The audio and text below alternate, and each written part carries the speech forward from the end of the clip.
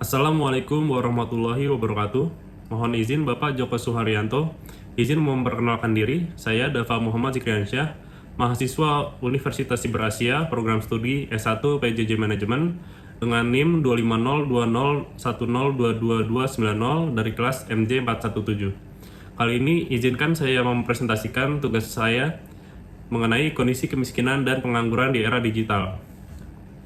Yang pertama, kondisi kemiskinan di Indonesia. Menurut Badan Pusat Statistik, dalam survei Sosial Ekonomi Nasional atau Susenas di bulan September 2025, tingkat kemiskinan di Indonesia berada di angka 8,25%, turun dari 8,47% di bulan Maret 2024. Sedangkan jumlah penduduk miskin berada di angka 23,36 juta jiwa, turun dari 23,85 juta jiwa dari bulan Maret 2024. Untuk kemiskinan ekstrim, saat ini Indonesia berada di 0,78%, turun dari 1,26% di bulan Maret 2024. Untuk Gini rasio atau tingkat ketimpangan pengeluaran penduduk berada di angka 0,363, turun dari 0,375 di bulan Maret 2025. Dari data BPS, kemiskinan perkotaan naik 220.000 orang akibat tekanan biaya hidup, PHK industri, dan gig workers tanpa jaminan sosial.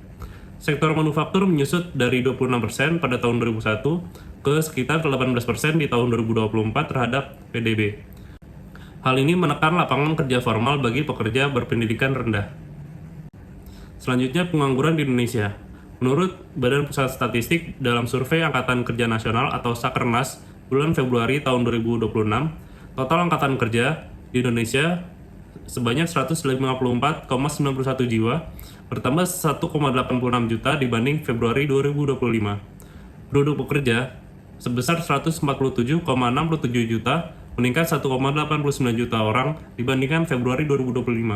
Sedangkan tingkat pengangguran terbuka atau TPT berada di angka 4,68%, turun 0,08% poin dibanding Februari 2025. Dan rata-rata upah buruh di Indonesia sebesar 3,29 juta per bulan, naik dari 3,09 juta rupiah per bulan pada Februari 2025.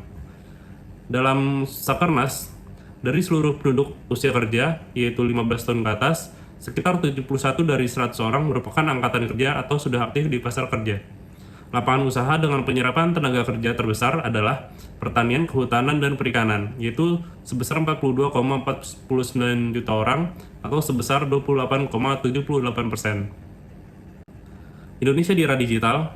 Menurut Kementerian Perdagangan Republik Indonesia, dalam kinerja perdagangan melalui sistem elektronik tahun 2025, pengguna e-commerce di Indonesia kurang lebih sebesar 75,4 juta, yang menjadikan Indonesia sebagai pasar e-commerce terbesar di Asia Tenggara. Sedangkan pengguna internet yang berada di Indonesia lebih dari 204 juta, dengan penetrasi internet nasional yang mencapai 80,66%. Di Indonesia, estimasi PDB digital di tahun 2030 sebesar 9.800 triliun, yang menjadikan Indonesia potensi ekonomi digital terbesar di ASEAN. Sedangkan menurut ILO, dalam potensi pekerjaan terdampak AI di Indonesia tahun 2030, pekerja berisiko otomasi digital sebesar lebih dari 87 juta.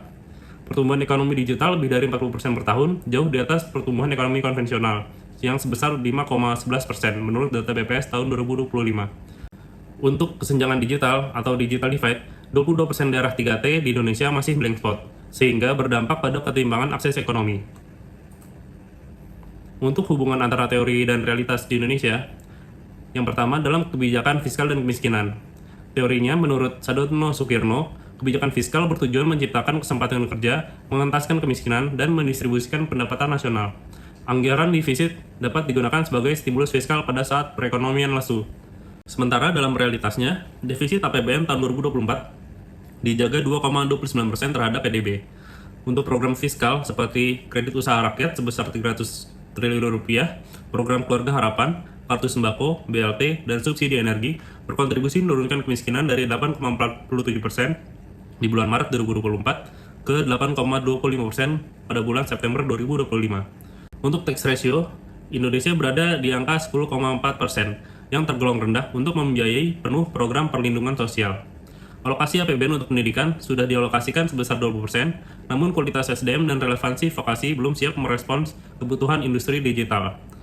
Untuk subsidi energi senilai 435 triliun rupiah yang berada di angka lebih dari 16% dari APBN, mayoritas dinikmati oleh kelas menengah. Reformasi subsidi ke bansos tepat sasaran juga dapat mempercepat penurunan kemiskinan ekstrim. Tax ratio Indonesia sendiri jauh di bawah Malaysia yang sebesar 15,5%, Thailand 17%, dan OECD yang sebesar 34%. Keterbatasan fiskal memaksa pilihan antara infrastruktur atau bansos. Keduanya juga sama-sama penting untuk menangani kemiskinan. Dalam hal kebijakan moneter, inflasi, dan pengangguran, yang pertama, nilai tukar dan kemiskinan, teorinya adalah depresiasi rupiah akan menaikkan harga impor naik yang mengakibatkan terjadinya inflasi impor, sehingga daya beli masyarakat miskin turun. Dalam realitasnya, rupiah melemah ke kisaran 16.400 rupiah sampai 16.800 per US dollar pada tahun 2025. Kenaikan harga pangan impor memicu inflasi pangan yang dirasakan lebih berat oleh kelompok miskin.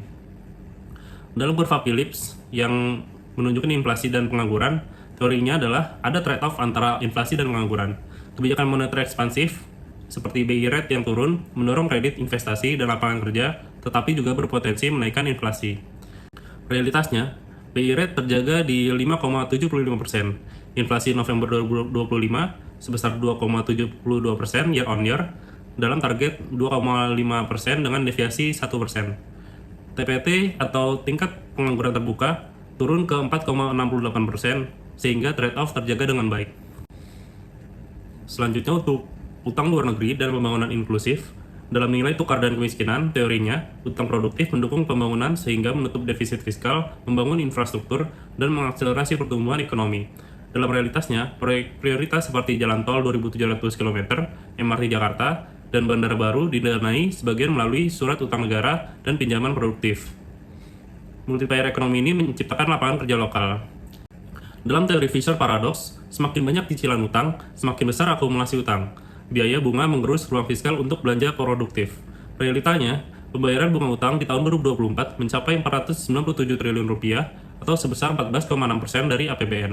Hal ini mengerus alokasi untuk pendidikan vokasi, kesehatan, dan program pengentasan kemiskinan di Indonesia.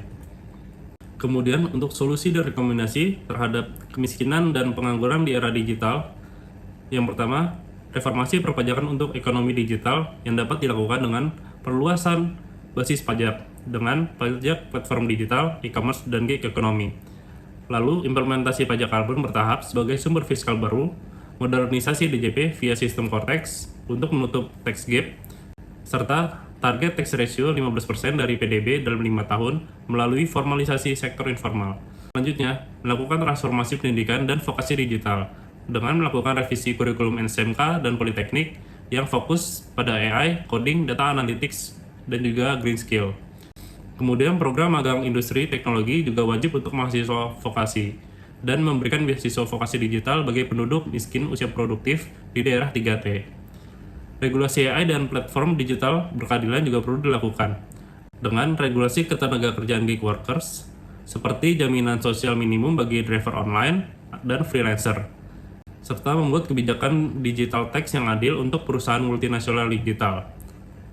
Lalu, reformasi belanja produktif APBN juga bisa dilakukan dengan mengalihkan subsidi energi tidak tepat sasaran ke BLT dan kartu prakerja digital. Kemudian melakukan investasi infrastruktur digital seperti internet desa dan data center nasional.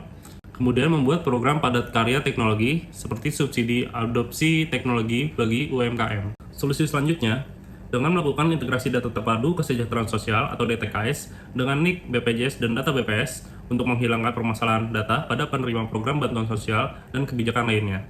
Kemudian, memperluas kredit usaha rakyat dan kredit UMKM dengan memberikan kredit usaha rakyat dengan tenor yang lebih panjang dan bunga lebih rendah untuk UMKM digital dan petani muda, serta memperluas ke daerah 3T melalui layanan keuangan agen.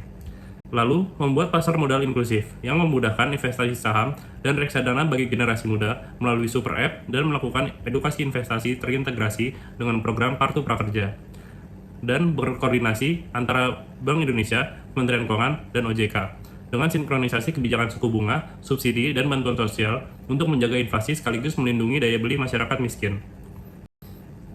Demikian presentasi yang dapat saya sampaikan. Mohon maaf apabila ada kekurangan dan kesalahan. Wassalamualaikum warahmatullahi wabarakatuh.